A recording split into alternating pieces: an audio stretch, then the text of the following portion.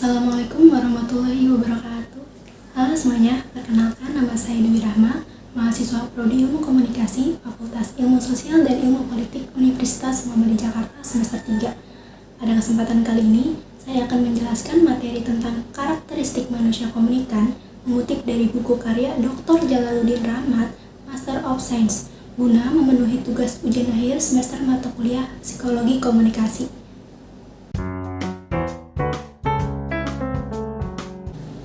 Konsep psikologi tentang manusia. Banyak teori dalam ilmu komunikasi yang dilatar belakangi oleh gambaran psikologis orang, dan teori persuasi telah lama menggunakan konsep psikoanalisis yang menggambarkan orang sebagai didorong oleh keinginan yang ditekan, atau yang biasa disebut sebagai homovalence. Penemu psikoanalisis adalah Sigmund Freud. Sigmund Freud menyatakan ada 3 tingkat kesadaran. Yang pertama, sadar atau conscious. Yang kedua, prasadar atau preconscious seperti sedang tidur atau ketika tidak fokus.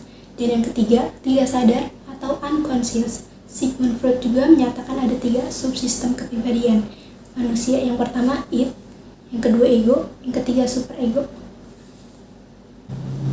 Yang pertama ada konsepsi manusia dalam psikoanalisis. Konsepsi manusia dalam psikoanalisis merupakan perilaku manusia dari hasil interaksi yang memiliki 3 subsistem. Yang pertama ada id, yang kedua ego, yang ketiga superego. Id adalah kepribadian tertua dan berada dalam ketidaksadaran sama sekali. Dengan id sebagai pusat dari semua energi dinamis kepribadian psikis manusia, Freud mengatakan bahwa id adalah jembatan antara aspek biologis dan spiritual manusia. Ada 2 insting dominan. Yang pertama, libido insting, yaitu insting kehidupan seperti lapar, haus, seks, cinta diri, dan kasih sayang. Lalu yang kedua ada thanatos insting atau insting kematian. Id merupakan tabiat hewani manusia. Contoh kasus id yang ada di kehidupan sehari-hari dilihat dari sistem id. Rani adalah seorang gadis berusia 7 tahun yang masih duduk di kelas 2 SD yang selalu ingin membeli jajanan kecil di luar rumah ketika ia berada di rumah, seperti coklat, es krim, permen, dan lain-lain. Karena Rani adalah anak yang gemuk dan mudah sakit, ibunya membatasi untuk jajan.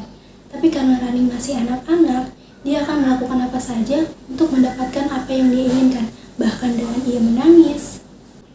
Subsistem yang kedua yaitu ego. Ego berfungsi sebagai jembatan antara hawa nafsu dengan realitas yang ada di lingkungan sekitar. Ego berada di tingkat kesadaran. Misalnya, jika kita melihat sistem ego, jika kita melihat contoh kasus id, kita dapat menghubungkannya dengan contoh ego. Ketika Rani lapar, dia mengambil tindakan dan berpikir bagaimana menghilangkan rasa laparnya dengan membeli makanan ringan dari luar. Ide Rani menghilangkan rasa lapar menunjukkan sikap egois karena bergerak berdasarkan prinsip realitas dan bereaksi terhadap realitas.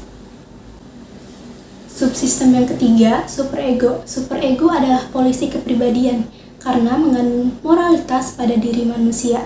Superego berisi perilaku yang pantas dan tidak pantas untuk dilakukan. Ketika kita melakukan sesuatu yang tidak pantas, maka superego akan memunculkan perasaan rasa bersalah. Tapi jika kita melakukan sesuatu yang pantas, superego akan menimbulkan perasaan yang bangga atau rasa puas terhadap diri sendiri. Jika kita melihat sistem superego, misalnya, mari kita hubungkan lagi dengan kasus-kasus sebelumnya. Ibunya mengendalikan Rani dengan melarangnya membeli jajanan di luar rumah. Namun, ketika superego terbentuk, muncullah ego pengendali, memaksanya untuk membeli jajanan di luar rumah sesuai keinginannya. Yang kedua, konsepsi manusia dalam behaviorisme. Konsepsi manusia dalam behavior merupakan kepribadian yang memiliki pengalaman psikologis deskriptif yang sebenarnya disebabkan oleh lingkungan. Dalam aliran ini, psikologi perilaku mengeksplorasi bahwa perilaku itu nyata, terbuka, dan dapat diukur secara objektif. Aliran behaviorisme percaya bahwa sebenarnya perilaku manusia dan kepribadian yang terbentuk itu berasal dari pengalaman yang timbul dari lingkungan. Jadi, kita manusia tidak memperoleh perilaku dari faktor genetik, faktor ketidaksadaran, atau faktor apapun, tetapi dari pengalaman yang kita miliki dalam interaksi dengan lingkungan. Menurut teori behaviorisme, perilaku, kebiasaan, dan kepribadian kita dibentuk semata-mata oleh pengalaman lingkungan kita. John B. Watson percaya bahwa lingkungan adalah faktor terbesar yang membentuk perilaku manusia. Yang ketiga, konsepsi manusia dalam psikologi kognitif. Konsepsi manusia dalam psikologi kognitif yaitu sarana komunikasi psikologi dengan proses mental seperti perhatian, penggunaan bahasa, daya ingat, persepsi, pemecahan masalah, kreativitas, dan pola pikir. Yang keempat ada manusia dalam konsepsi psikologi humanistik. Konsepsi manusia dalam psikologi humanistik yaitu pendekatan humanistik memandang manusia sebagai subjek yang memiliki kebebasan untuk menentukan arah hidupnya. Manusia bertanggung jawab penuh atas hidupnya sendiri dan kehidupan orang lain. Teori humanistik beranggapan bahwa setiap teori belajar adalah baik dan dapat digunakan selama tujuannya adalah untuk memanusiakan orang tersebut, yaitu realisasi diri, pemahaman diri, dan pemenuhan diri, sehingga orang dapat belajar secara optimal. Teori humanistik beranggapan bahwa proses belajar dianggap lebih penting daripada hasil belajar. Cukup sekian penjelasan dari saya, semoga bermanfaat untuk kita semua. Kurang lebihnya mohon maaf.